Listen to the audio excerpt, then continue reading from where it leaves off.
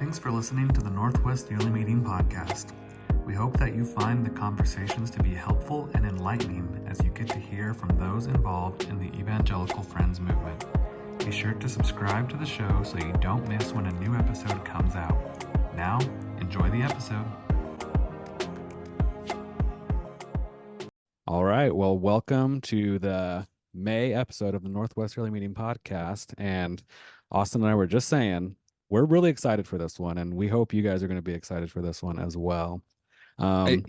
Super excited for this. Yeah. I do want to give a caveat. I mean, maybe you can tell by the title of this or whatever. We're going to bring our guest on in just a second. Our guest is Richard Ramsey. He's the director of the new movie Unsung Hero. And I just want to give a caveat and say, this podcast is not turning into a movie podcast because last month we talked about Dune and now we're talking to a director of a movie again. So it's like, I love movies and this is exciting for me and for Austin too, for us to have this interview with him. But we promise not to talk about any movies in the month of June. How about that? That works. But yeah, so I'm going to bring our guest in here because I think he's on a tight crunch. But yeah, the movie Unsung Hero, we'll be talking a lot about it, but it's in theaters right now. It came out April 26th. And so if you haven't seen it yet, get out, go see the movie Unsung Hero. And for our audience who might not be aware of the movie, can you give a brief synopsis? Yeah, I'll talk more about this here, but really it's a movie about, well, family, but also like it's the family, the Smallbone family, and three of their children are pretty big names in the Christian music industry. Rebecca St. James is one of their daughters, and then two of their sons are the duo in the Christian band For King and Country, which is a huge Christian band right now. They're like everywhere on the radio. They're doing concerts all the time. And so this movie is, in a way, it's about them. They are characters in this movie. They're younger kids in the movie, but more so it's about their family and their story of coming over to America and I guess kind of rising up. So I wouldn't say it's a movie about the For King and Country guys, but it is about their family and they're in it. So it's not like a biopic of their band or anything, but yeah. But it is a biopic film about this family. Yes. Yeah. So I'm going to bring in Richard here. Hey, can y'all hear me okay? Yes, we can. Okay, good. I hope this audio works well enough for you. Oh yeah, it'll be great. Okay, cool. So we just did a little intro. It's kind of funny. So we do a podcast monthly, and just by happenstance, last month we ended up talking about the movie Dune 2, and some of the Christian themes in it. And so I was just saying to our listeners, I was like, this is not turning into a movie podcast, but it just so happens that we have two episodes back to back that are going to be about movies. But we were just saying, I'm so thankful that you agreed to do this, and such an honor that you would come on here and talk about your movie here. Yeah, good to talk to you again after all this time. Yeah. So just a little bit of the backstory. I have known Richard for a long time. He has a younger brother named Seth, who's actually in the movie. He has a small little scene there. But he is my age, and so I grew up down the street from them, and I would go over to the Ramsey's house all the time. You were, I'm assuming, in college at that time. I don't think you were. Your probably other brother, so. John. Yeah, you weren't really. Yeah.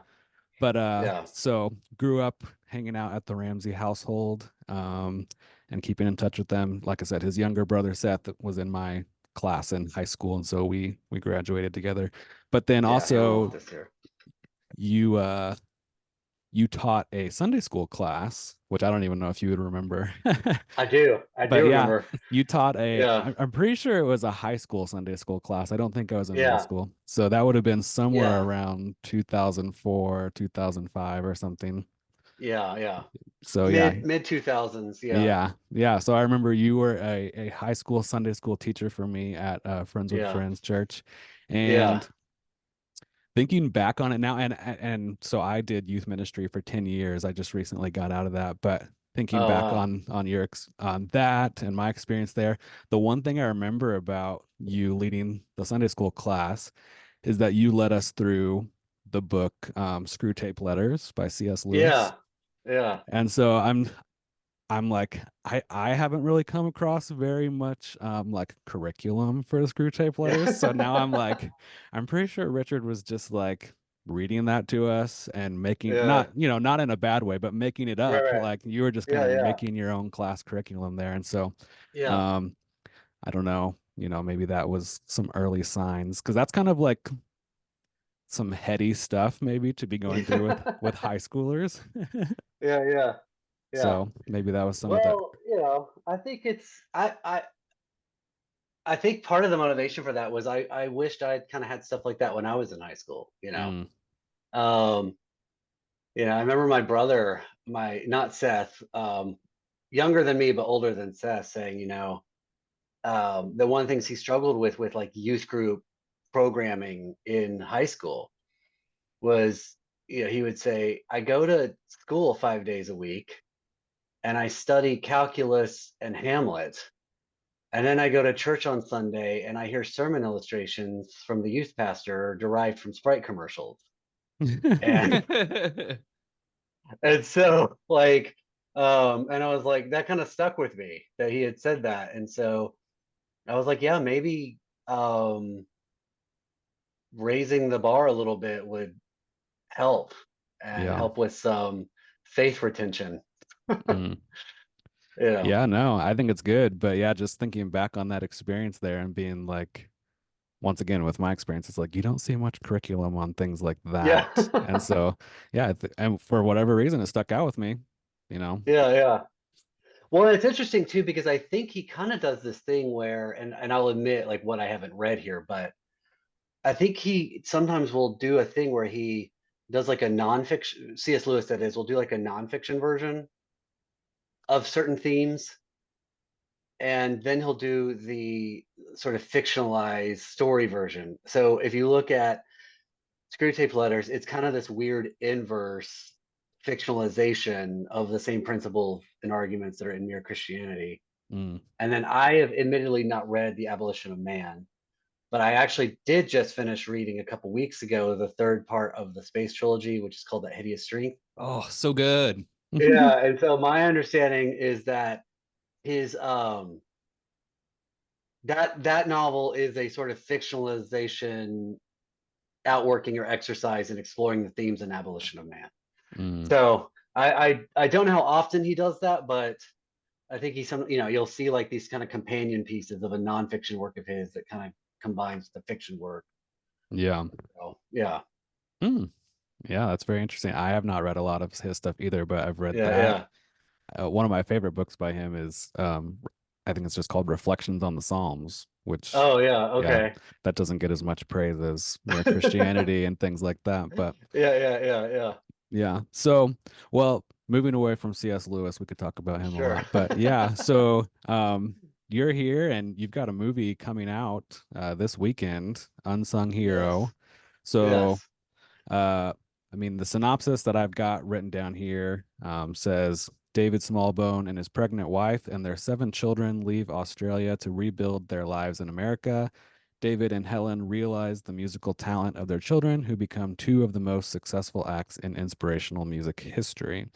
So that's just one of the quick synopsises I found Yeah, online for yeah. this film. But like, I mean, this is kind of a huge movie. I guess it comes out officially tomorrow, so we'll see Yeah, all yeah, that kind of stuff. But yeah. I mean, I'm seeing, You've caught me between waves of nausea, so yeah, I know. I mean, just like so looking we're things good to up go for for it. about an hour. Yeah, Yeah, yeah, yeah. I mean, there's articles in Variety, all this kind of stuff. It's a Yeah, major movie. It's yeah, Lionsgate, production company. They do major movies, that kind of stuff. So, um, yeah. I guess, yeah, some of our questions is just like about the film. So I actually ran out to see it last night once we Oh, okay. were able to Well, schedule this thank with you. you. I was Yeah, already planning to see it. I've been seeing yeah, posts online from your mom and Seth and all that kind of stuff. I was like, yeah, oh, yeah, and funny story, I actually told my wife. So my wife loves like Hallmark movies, specifically the Christmas Hallmark movies. yeah, And yeah, so I told her a couple weeks ago, I was like, I want to go see this new movie when it comes out, and I think you'd like it. You should come with me. And she's like, she always asks who's in it. That's like her question of yeah. who's in the movie. And I said, Right. Candace Cameron Bure is in it. And she like gave me a look like, why do you want to go see a movie with Candace Cameron Bure? No slight to her or anything, but she was Yeah, because sure, I sure. usually like criticize some of the Hallmark movies, so she's like, Right, "Huh? right, You right. want to go see?" And I Yeah, was yeah, like, yeah. "Yeah. I know the Yeah. guy who wrote and directed it." So, she didn't run Yeah. out, but yeah. So we'll probably go see it again, so she can go see it with me. Okay, But cool, cool. um, Well, I will say Candace Cameron has been great. yeah, She's been, it worked out really well in the sense of, actually she was a really early adopter on the film. She's probably it was kind of set from the beginning that Joel Smallbone from For King and Country would play his own dad. But the first person we cast and sort of the first person outside the inner circle that we got involved was Candace Cameron Bure, and partly because well, just like I said, it was like a 1-2 punch that was really good for us. One, she fit one of the roles, and then two, she's just been a really effective, accomplished producer and could just kind of help get the whole thing off the ground. So she's mhm. been really vital to one, getting it, like I said, up and running, and then two, she's just been a champ going out promoting the film. I mean, she's been everywhere, and so Yeah, I really appreciate that. Yeah, yeah. Well, and I even think with just like name recognition, like yeah, I mean, I know I can't even remember the guy's name, but I know the guy from Lost is in it, which like I've seen yeah. Lost, but if I said that to my wife, I was like, "Oh, there's the guy from Lost in it," she'd be like, "Okay, whatever." Yeah, Yeah, yeah. when I saw the trailer, I can't remember his name right now. Yeah, Terry Um, O'Quinn. Terry Yeah, Yes. O'Quinn, thank you. I yeah, was like, yeah, yeah. John Locke's in the movie? I got really Yeah, excited about that. that was a great snag too. And it was funny because we'd gotten to a point where, we're in the middle of production. We're trying to get, it was just to kind of, sort of talk to your listeners about how the sausage is made, so to speak. You want to try to fill out what roles you can Hmm. with named actors, recognized actors. And so we were trying to get someone to play this grandfather. And we were, I think, a couple weeks into production when we sent him the script.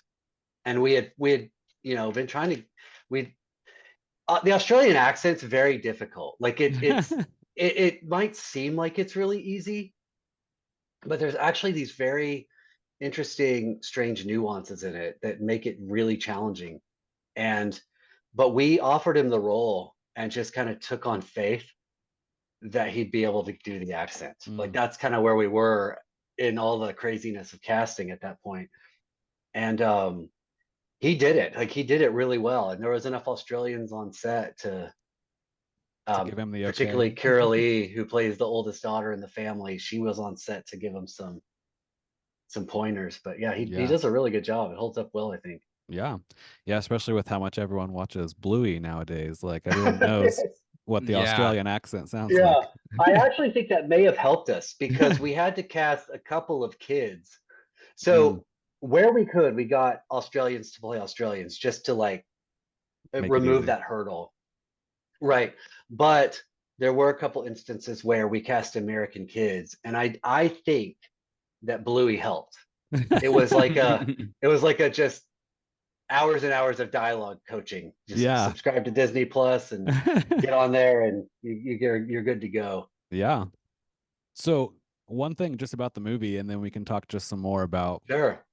just general Yeah, filmmaking yeah. and things like that. But I wrote this down here. It said the movie to me is really like a love story to family and maybe even specifically like motherhood and Yeah, moms, which I said like is absolutely. good timing with Mother's Day just around the corner here. I don't know if that was Yes. intentional on the It release. partly was as well. Yeah. But what was not intentional is that the April 26th, which is tomorrow, for your listeners who will be Hmm. listening to this, I guess, in early May. Yeah, next week. But Yeah. yeah, so April 26th is David and Helen's uh, 49th wedding anniversary.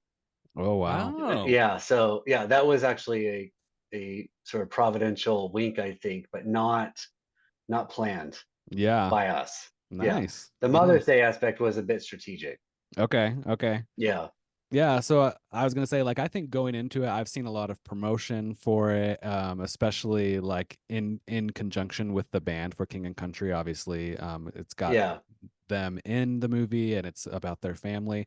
I knew it wasn't like a biopic movie on the band per sure. se, but Yeah, I think a yeah, lot of the marketing that I had seen for it was like for King and Country. So I don't know that I think I was caught off guard a bit by how much it focused on the family, specifically the mom, because I was, yeah. thinking this is the for King and Country movie. Right, Um, right. so I guess my question there is like maybe how did you arrive on focusing so much on her, and what message are you hoping to maybe be speaking into the culture at large with that? Yeah, so that was kind of an interesting roundabout journey. I would say early on when they first came to me with the idea of making a movie about their family story, from what I remember pretty early on, it was very apparent that they should not themselves be the main characters.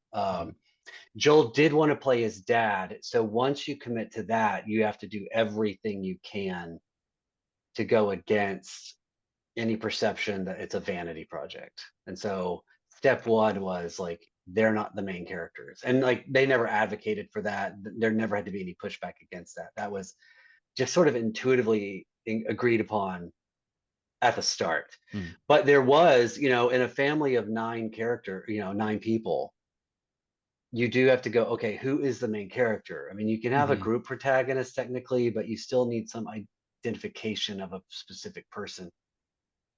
And I think another thing that became apparent pretty quickly is that the dad is arguably the protagonist, and in danger of getting too academic here, the dad is the protagonist in that his choices and actions are probably the most responsible for propelling the plot forward. And he Hmm. has the biggest change and needs to change the most of any character in the story. But that doesn't necessarily mean he's going to be the most appealing main character. mm, Mm. So one of the things I discovered pretty early on and kind of doing research, not only about their story, but about stories in general, is there are occasions where you can have a main character and protagonist actually be two different people. So notable examples would be like Scout in To Kill a Mockingbird is the main character, but Atticus Finch is the protagonist. mm, I've Hmm. heard at least that there's iterations where Dr. Watson's the main character, but Sherlock Holmes is the protagonist. Like sometimes your audience needs a sort of surrogate character through which they can see the story because the protagonist is kind of larger than life, yeah. sometimes kind of, a challenge to relate to or like or what have you. And Yeah. so we were looking for a main character in addition to David being the protagonist. And one of the things we settled on was that you know well, first of all, I pitched like one of the first things I pitched was like, well, what if Rebecca's the main character and we see it kind of through her perspective, Rebecca being Rebecca Smallbone, who becomes Rebecca St. James, the Hmm. famous Christian Hmm. Which singer. that was educational. I mean, I'd say this movie was Yeah, educational to me. I did not know that they were related prior to this movie. yeah, and a Oh, lot of really? people didn't. Yeah, Yeah, no, I yeah, didn't. yeah.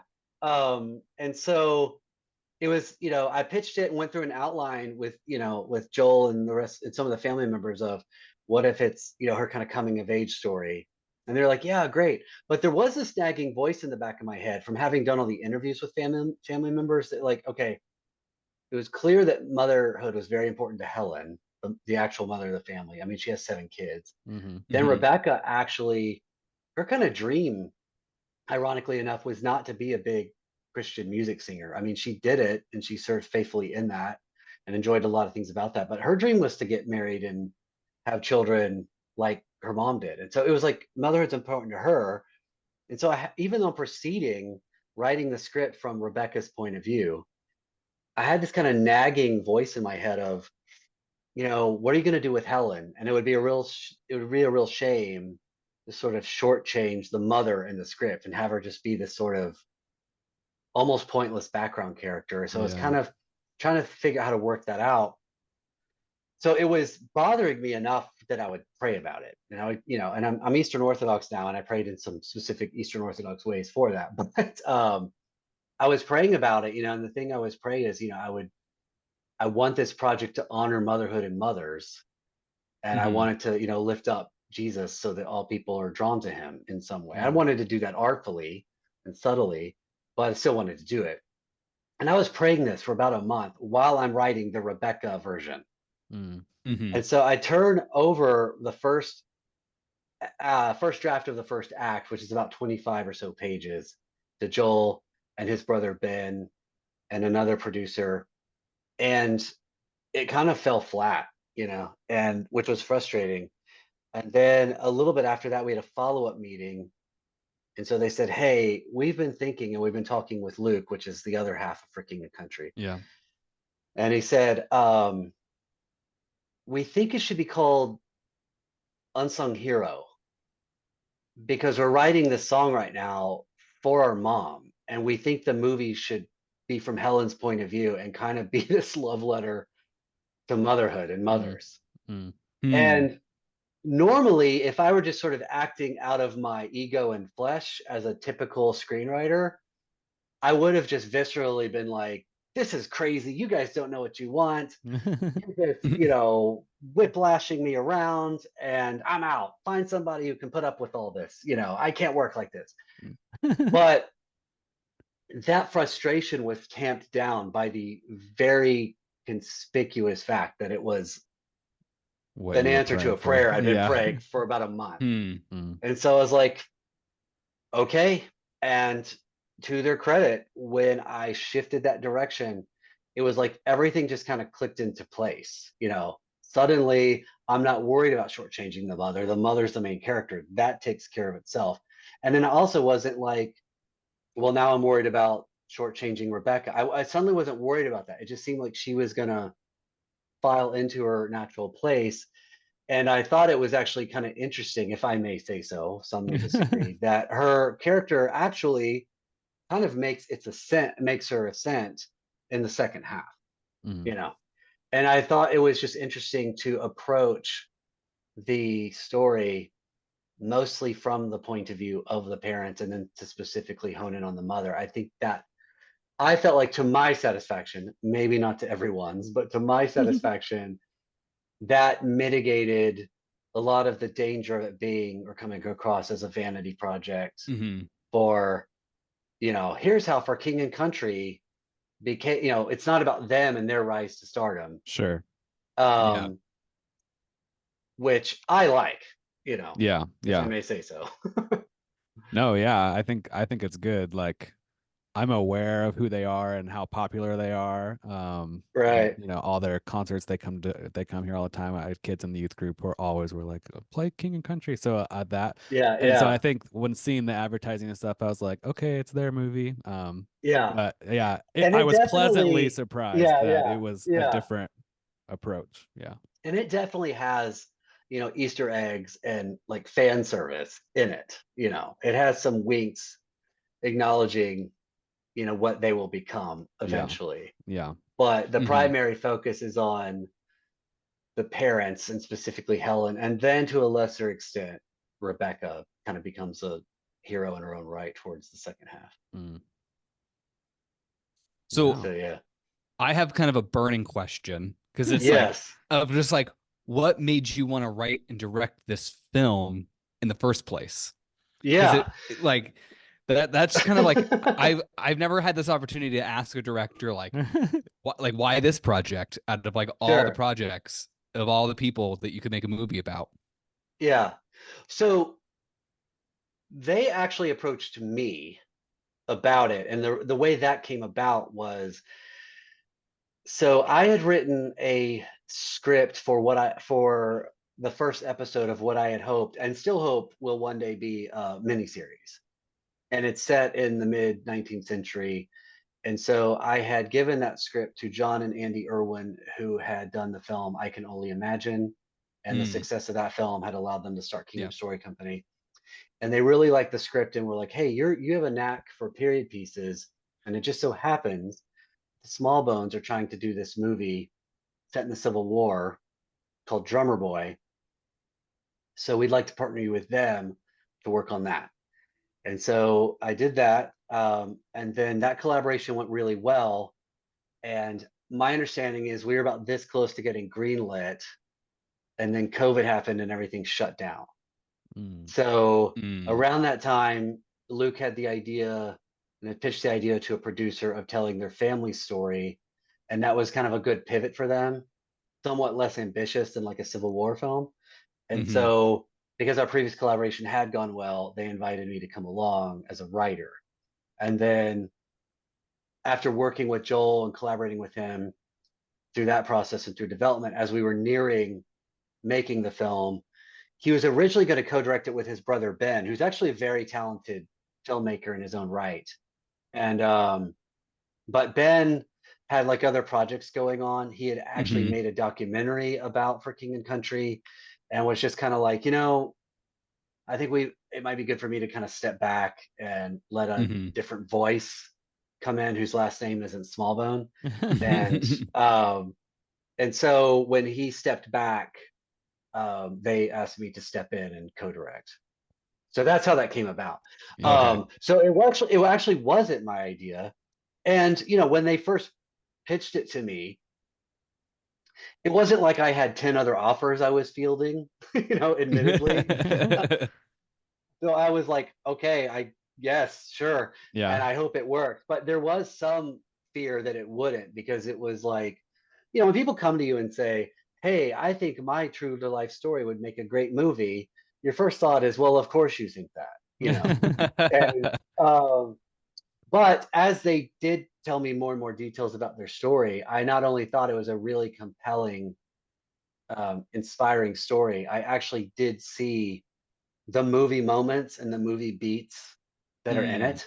And I saw how it remarkably did have kind of a movie structure to it, with enough unique things and potential unique angles to explore that would give you that, you're kind of looking, the adage in Hollywood is give me the same thing, only different, Yeah. And I thought I had a little bit, it's got the standard movie structure, but if you can approach it from this other point of view, that gives it the sort of unique aspect that I found intriguing. That's just fascinating. Yeah. Because I am so interested in just the movie making process of I mean, I'm sure none of our listeners know, or most of our listeners don't know, like how movies get made, or how these things come about. Well, it seems like they try not to get made. That's kind of like that's a joke that we kind of have in the business, I guess, but it feels very real. It is like, and I with my wife's permission, because I've never actually given birth, she gives me permission to use this analogy that could otherwise maybe be very offensive. I liken making movies to like giving birth, in that it's like, because so many, I liken them to babies, where it's like, because so many come out a year, it's easy to take for granted what a miracle it is that they happen at all. And so yeah, they do, it seems like they try not to get made. It's weird. Well, I was going to ask, what's it like working on something for so long? So like going back and looking up some stuff, I was able to find an initial post from them, I think from King Country, that was like, we made a movie and it's coming to theaters soon, more details coming soon. And that was posted in like November of 2022. And they first approached me in September of 2020. And so now the movie's coming out in April 2024. So it's like, I don't know. Yeah. So you say you've been essentially working on it since 2020. So that's 4 years where like, I assume like you're just all consumed with this movie. And now and I would essentially say, you'll be done ahead. with it. You'll be done in like a week or so. Like, what's that like? It is wild. And, the intensive part really started, I would say, in early June of 2022. That was when it became like an everyday, several hours a day, like intensive live and breathe it, sleep it experience. And it has been since then. From about 2020 to 2022, it was kind of an off and on thing where there would be months or weeks where it was like all consuming, but then you turn it, it's a lot of hurry up and wait, Yeah. you know, in those first Uh-huh. couple of years. But yeah, but then it is wild how all those years go into 72 hours. Like, and that's actually kind of a new experience for Joel and Luke as well, because I mean, they've made a movie before, but they've compared it or contrasted it rather with music. Like in music, you release an album and you have a couple years, they say, to sort of prove that that album works and is marketable and a success, because you can trickle out singles, you can remix, you know, you can do a remix of a song with a guest artist, all this stuff. Go on tour for a But year, right, all that. yeah, exactly. In movies, it's like you have 72 hours. This 72 hours proves if this movie was a success or not. And you know, Jesus said, what's the verse? And it's like, if I weren't on a podcast and didn't feel like pressure to get it exactly right, I could probably just roll right off my tongue. But let me see if I get it right. Basically, like he says that thing about how, you know, he who has will be given more, but he who has not, even what they do have, will be taken away from them. Yeah. That almost is an apt description of the movie business on opening weekend. It's like, if you have success, it begets more success. You know, the studio's like, oh, we're going to pour more money into it to advertise it. We're going to put it in more theaters. This thing's catching fire. Let's fan the flames. Whereas if it underperforms, it's like theaters like, oh, let's close it, you know. Yeah. Like a theater chain may be like, oh, the theater was empty this weekend, so let's give that theater to something that will sell. So you get less theaters. Everybody starts like sort of shrinking back, and it just like what you had seems to just wither. Yeah. And so yeah, it is this wild, you know, all this effort, all this energy, and then you got 72 hours to prove it worked. So yeah, that's kind of crazy. It's not for the faint of heart. Like I said, No. you've caught me between waves of nausea. Yeah, Well, I know. Oh, Go ahead. sorry. No, yeah, go ahead. Well, this kind of leads me into like another question just about like filmmaking, and particularly like the aspect of kind of the Christian film sort of Sure, yes. like category, because it is definitely, it's like it is a genre almost. And I guess kind of like my question for you, but like I know that there's a lot of nuance in there. Like, would you consider Unsung Heroes a quote unquote Christian film, and like why or why not? Yeah, so there are actual there's like different sides of me and different parts of my brain that answer this question. So let me give you the kind of the short answer and kind of work way around if you'll indulge me a bit. But I would say I've gotten to a point on some level where I don't care if people call it a Christian film. I think 10 years ago when I released another film called The Song, I would be like, oh, I don't like marketing it as a Christian film. I don't like being labeled that way. It like restricts it, you know. Yeah. I would say I have a pretty steady, solid confidence in the movie itself that I don't really mind what people call it. And I also, part of me just kind of accepts that somebody somewhere is going to stick that label on it and it will stick. So like I can go on, you know, message boards all day and philosophize about how Christianity isn't a genre and we shouldn't call movies Christian movies, and but somebody somewhere is going to call it a Christian movie, and then it's going to be a Christian movie, and there's just nothing I can do about that, you know. It's just the way the world works. All that said, yeah, there is a part of me that goes, okay, Christianity is not really a genre. At most it's kind of a super genre. You know. But I just kind of think there is a kind of inherent bias in our culture to go, well, if you're kind of secular and I don't know, I don't want to even use political terms, but like if you're let's just say for now, for shorthand, if you're secular, you know, your beliefs aren't beliefs. Your beliefs are just the way things are. It's the other people who have beliefs, and it's their work that merits a label like Christian or religious. I just, you know, I don't live my life based on any unproven and unprovable assumptions about the nature of reality and the nature of humanity. I'm a sophisticated secular person. My beliefs aren't beliefs. They're just the facts, you know?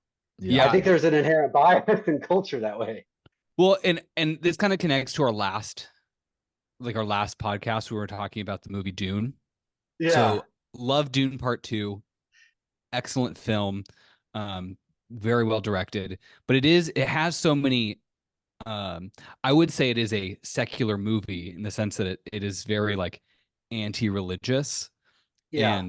But I think that what's interesting is that we don't necessarily put it in this like, oh, it's this anti-religious movie and it's in its own special genre that's going to cater to like certain kinds of people when it gets marketed, right? It's just this like it's just a movie. Whereas I've seen, and I've been guilty of this myself, so I'm not like but like Christian movies, when they come out, you're like, oh, that's a Christian movie, rather than just a movie that maybe just happens to be about Christians. And like right now I have waiting at home to watch this weekend Chariots of Fire.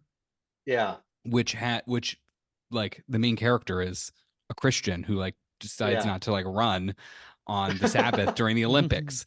And so you're like, oh, okay, like, but I don't think most people would just be like, oh, that's a Christian film, right? Like like it's an Academy Award winner and people just think of it just as a film, but like what like, and so it's just, I was just interested to see like how as a filmmaker do you like process that of like do you intentionally try to highlight maybe the Christian themes, or is it just the story itself is just good enough for you? And the way I approached it was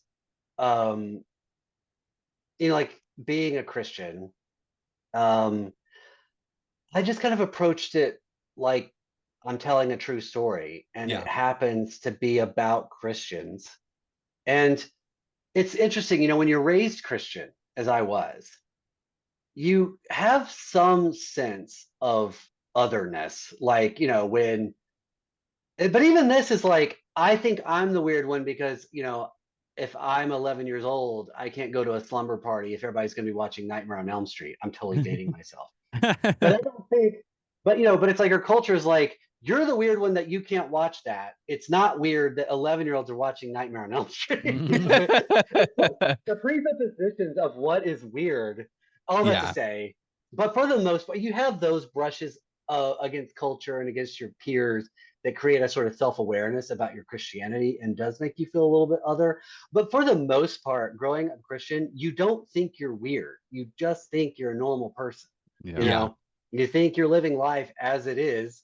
And that's kind of what I wanted to do with the people in this movie. They don't think they're weird. They don't think that the music they listen to or the artists they rub shoulders with are weird. This is just their lives, And to some extent, just like various communities or ethnic groups or what have you are concerned about representation in film, specifically positive representation, I think Christians are as well, and like, just as an offhand example, like, I love the movie Shawshank Redemption. Like, I really love the movie.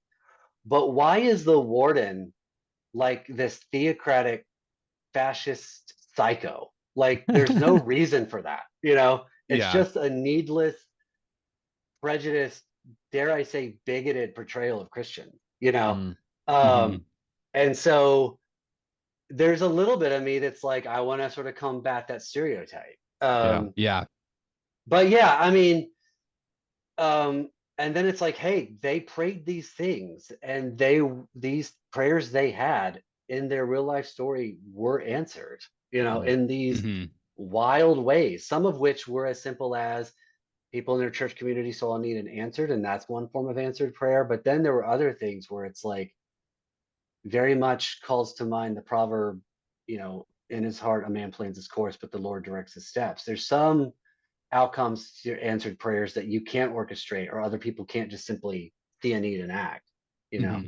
So just trying to capture all that, hopefully as artfully as possible. That's kind of, I approached it. I wasn't like, hey, we're making this movie for a Christian audience, therefore we should play up these things, or I mean, I could go on and on. I need to take a little break. So, Let's so take a more than life. No, it's okay. I think one thing you said in there is good. I actually read an article. This was a while back. I don't know if it was in Christianity Today or somewhere a big place like that, but they're talking about how like what you're saying with Shawshank Redemption. It's like how come Yeah. like 80% of the time when a character in a movie or a TV show is introduced as like a Christian or a pastor or a preacher, like Right. suddenly your inclination is to be like, okay, they're even me, a Christian. I'm like, okay, this guy's probably a bad guy. I think they were referencing like The Last of Us on HBO or something. It's like in one Yeah, yeah. episode, a priest is introduced, and then like suddenly he's kind of a shifty guy and he's trying to like, Right. do something bad to them. And it's like, why is the Christian like, how did that become in culture where like when you Right. introduce a Christian character, we all just know like, oh, he's gonna do something Yeah. shady there. Yeah. Same thing happened when I watched and I normally, y'all caught me at an interesting time because I normally refrain from citing specific works. But I remember watching Queen's Gambit on Netflix, and like in the later episodes, they introduced two Christian women, and I was like, oh, here we go. Was I wrong? Of course I wasn't. Like they were like these insufferable anti-communist, like as if being anti-communist, it's a period piece, and it's like, oh yeah, it Yeah. was so shameful. It's a shameful part of American Christian legacy to have been anti-communist. Like it's like it's like Yeah. they were putting people in gulags and executing them for expressing like just slightly different opinions. yeah. And we're supposed to think these Christians are backwards reactionaries because they thought Stalin was a little shady. It's like ridiculous. But Yeah. and again, within this extremely well crafted, well told, amazing production Yeah. value story, it's like this is just a blind spot they have at best, Yeah. and Yeah. so but yeah, I mean, part of it is the same thing. It's like just as other groups are sort of motivated by wanting to put positive representation Hmm. of their community out there, I want to do the same thing. Yeah. Hmm. Yeah. I think that's good.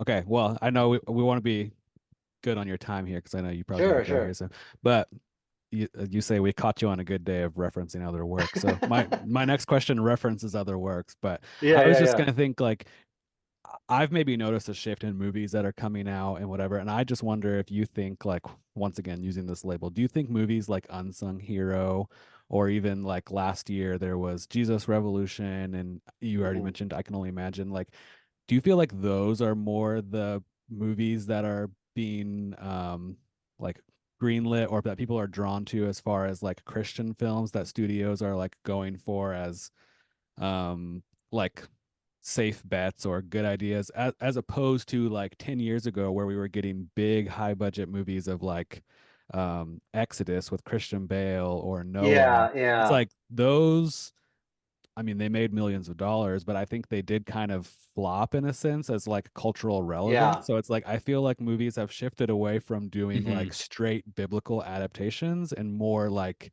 these little stories of Unsung Hero or Jesus Revolution. yeah. So again, this is maybe a little bit of insight on the sausage, how the sausage is made. I want to hear it so bad. Yeah.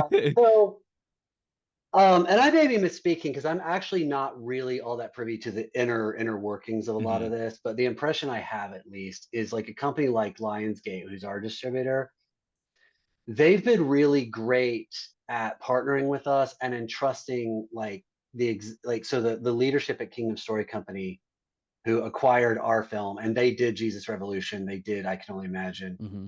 because they've had a number of successes. Lionsgate, Lionsgate's going to have its own opinions about whether a movie works and can appeal to a certain audience. But for Hmm. the most part, they've entrusted the Kingdom leadership to have their finger on the pulse of what the quote unquote Christian market's going to respond to, Hmm. if that makes sense. Yeah. And Hmm. so I think where you had problems with those bigger budget ones is you didn't have that same kind of dynamic. It was just Darren Aronofsky wants to make a Noah movie, and he doesn't really care that much if people who believe that story or if Chris, he doesn't really care about the true believers. Yeah. He just wants to make the movie to express his own ideas. Similarly with Ridley Scott doing Exodus, but if you look at like The Chosen, right? Yeah. Yeah, That's that's a ground up. That's like from the community and from Yes. the Christian. That's from, from lack of a better word, Christendom. Mhm. That emerges out of us, and then they see it working, and then they may acquire it and help get it out there. Yeah. So that's what I think the different dynamic. Whereas, with those other big budgets, it was more top down, and the people below were like, ugh, Yeah. you're not Mhm. doing it right. Mm. And so yeah, I think that's a big part of it. And then I think right now there is a trend towards true stories. Mhm. Kingdom's found, most of their success lying there. Um, but trends come and go, and I imagine it will come and go for that as well. I don't Yeah. know when, but and I'm not saying, and I say that not as any commentary on the quality of the movies themselves, but well, I mean, like even Marvel, who made some incredible movies, like even they're having to deal with just trends and Yeah. reactions and Yeah. okay, people have gotten fatigued a little bit.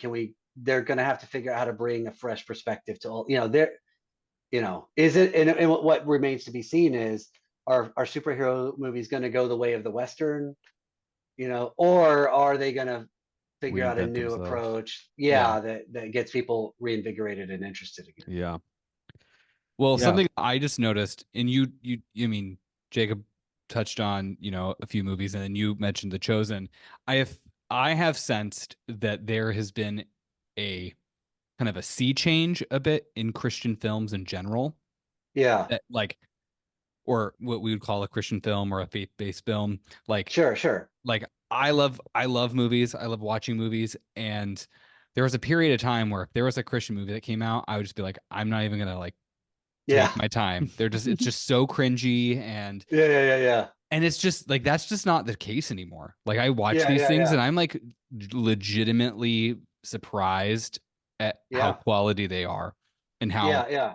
how it seems to be like there is a shift. And I don't know if you see this on your end of like seeing the shift as well.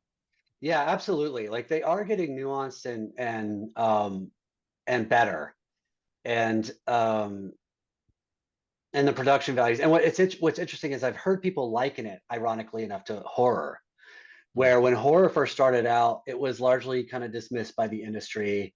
It was very niche, and but it had a dedicated fan base. It was like, okay, if this is a horror film, I want as much horror as you can cram in it.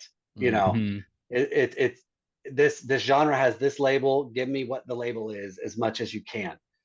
And like I said, it was dismissed at first, but as it made money, then that money allows them to go, okay, well, you start, well, the filmmakers themselves are getting better as they make more movies, but then because it makes money, they're able to spend that money on higher level writers, producers, directors, production values, and then you start Mhm. getting like actors that like, oh yeah, if you could pay me enough to do it, I'll, Yeah. and it just sort of gradually ups its game, and it's still kind of niche, and it's still like, Yeah. got its sort of lane, but it's not a dismissible medium anymore. It is like people kind of get its thing, and and it's a weird irony that the two have those similarities. um and then every once in a while you'll have one that transcends that genre and spills out into like the wider world Mhm. and has appeal there. Because like even if you're not a horror fan, you could probably name one or two you've seen because they sort of spilled out and Yeah. transcended that Yeah. genre. um and I would say the same thing's kind of happening to Christian films. Now you can get Kelsey Grammer in Jesus Revolution. You can get Terry O'Quinn, or Hilary Swank was like in, Ordinary Angels a couple months ago. I mean, Yeah. that's a Mhm. two-time Academy Award-winning actress in a faith film. And so, but as the resources are getting better, and as the materials getting better, and as it becomes less embarrassing to be in, you get more and more talent. And I actually think there's a lot of sort of down low Christians in Hollywood who are like, who would love to do something that kind of aligns with their values if they think there'll be some dignity in it and it won't embarrass them. Yeah. Mhm. Well, I was just seeing that you were like resharing stuff on Instagram the other day from, I guess some premiere you guys had for the movie and Yeah, whatever. yeah. And I'm not one of those people that thinks everyone in Hollywood is not a Christian or whatever, but I was Sure, sure. surprised at some of the celebrities that were in those photos who are not Yeah, in the yeah, movie. I was like, yeah, dang, they're going to this thing. And maybe some of that yeah, is PR stuff and their agent makes them go to this or whatever. But I was like, yeah, yeah, they just maybe be like, hey, this person is going out to a premiere of a Christian movie. Maybe they are like, pretty yeah, avid yeah, believer and they would love to do something like that. They just need they're at a level yeah. where they need the right pay for that or something. Yeah, yeah. And I think also just again, I think just it's got to get to their level. And I understand Yeah. that. I don't begrudge them that and go, oh, they're such snobs. Like they've worked hard to attain a certain um sort of prestige.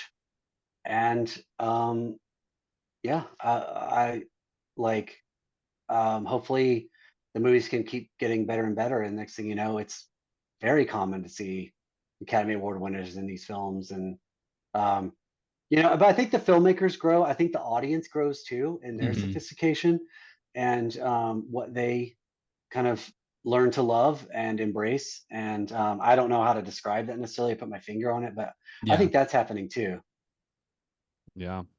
I think there's films successful in the last 2 or 3 years that wouldn't have been as successful, 10 years before. Yeah.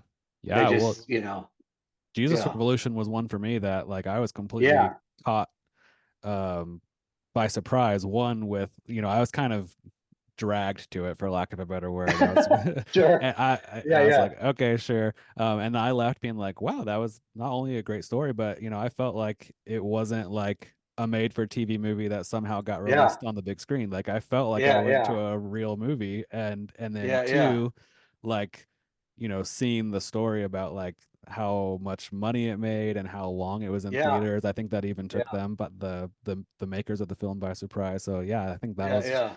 a turning point in maybe this story for Christian films. Yeah. Yeah. And just a quick point of connection too is the co-director for that.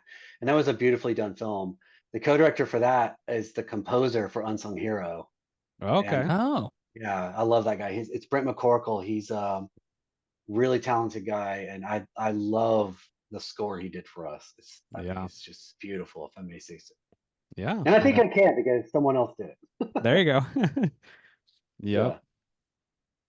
Well, I think you probably have to get going here. I know you said 5. I don't know. You got another interview with somebody or gotta Well, go take. actually, we're screening the film for my church tonight. So I'm Okay. excited to share it with Oh, that's fun. That is my cool. church community. Yeah, it'll be Yeah. special, I think. Cool. Well, thank you for joining us Absolutely. amidst This was your great. busy Yeah. weekend of premiering your movie. And we hope it does well. And yeah, we want everyone to go out and see Unsung Hero. By the time you're listening to this, it'll have already been out for like 5 days. So go see it this weekend now on its second weekend. And go see it in Yeah. theaters. Because Yeah. this is something that like I don't know. This is because I have memories of going to the movies. Like that Yeah. was that was like my hobby.